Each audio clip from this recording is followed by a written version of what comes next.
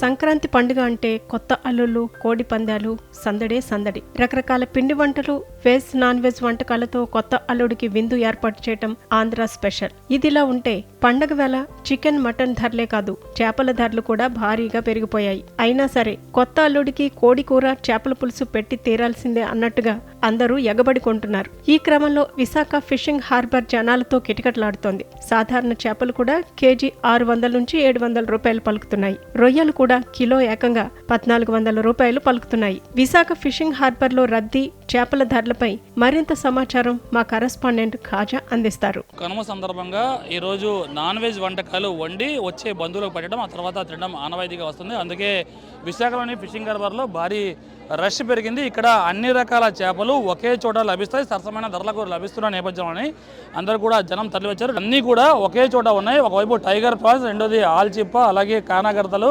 దీంతోపాటు ఈ పక్కన అలా ముందుకు వస్తే పండుగప్ప, ఈ భారీ చేప మనం చూడొచ్చు. ఎర్రటి పండుగప్ప కూడా ఉంది. ఆ తర్వాత కోనేం చేప ఉంది, భారీ కోనేం చేప. అలాగే ఇది బుర్ర చేప అంటారు, దీనికి రాయి చేప అంటారు. దీంతోపాటు చందువాలు, అలాగే ఈ చిన్న చేపల కానాగర్తలు అన్నీ కూడా ఒకే చోట ఉండడంతో జనం భారీగా తరలి వచ్చి కొనుగోలు చేసేందుకు సిద్ధమయ్యారు. మనతో పాటు మాట్లాడుతున్నారు కొంతమంది సందర్శకులు ఉన్నారు, కొనుగోలుదారులు ఉన్నారు. చెప్పండి, మీరు ఎక్కడి నుంచి వచ్చారు?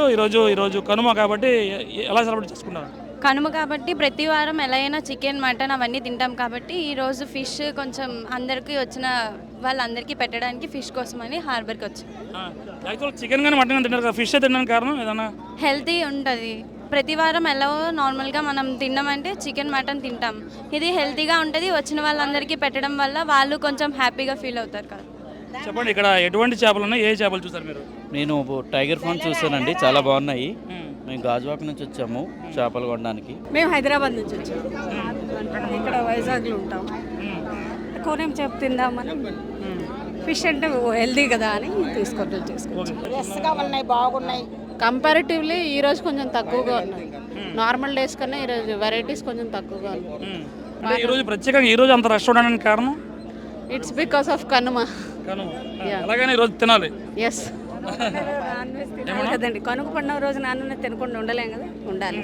హెల్దీగా తిందామని ఫిష్. ఇంటికి వచ్చే బంధువులు కానీ కొత్త కానీ ఖచ్చితంగా పెట్టాలి. అందరూ అండి, దానికోసం. మీరు చెప్పండి, ఎక్కడి నుంచి వచ్చారు మీరు? గాజాక్ నుంచి వచ్చాను. ఈరోజు చేపల వెరైటీస్ చూస్తారు, ఎలా అనిపిస్తుంది?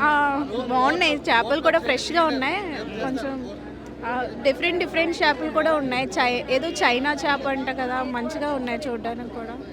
చూడొచ్చు, అందరిలో కూడా ఒక ఉత్సాహం అయితే ఉంది. ఎందుకంటే ఈరోజు ఎలాగైనా కనుమ సందర్భంగా భారీగా చేపలు కొనాలి, ఎలాగైనా నాన్ వెజ్ తినాలి. చికెన్, మటన్తో పోలిస్తే ఇది పౌష్టికాహారం కాబట్టి భారీ చేపలు కూడా ఇక్కడ ఉన్నాయి.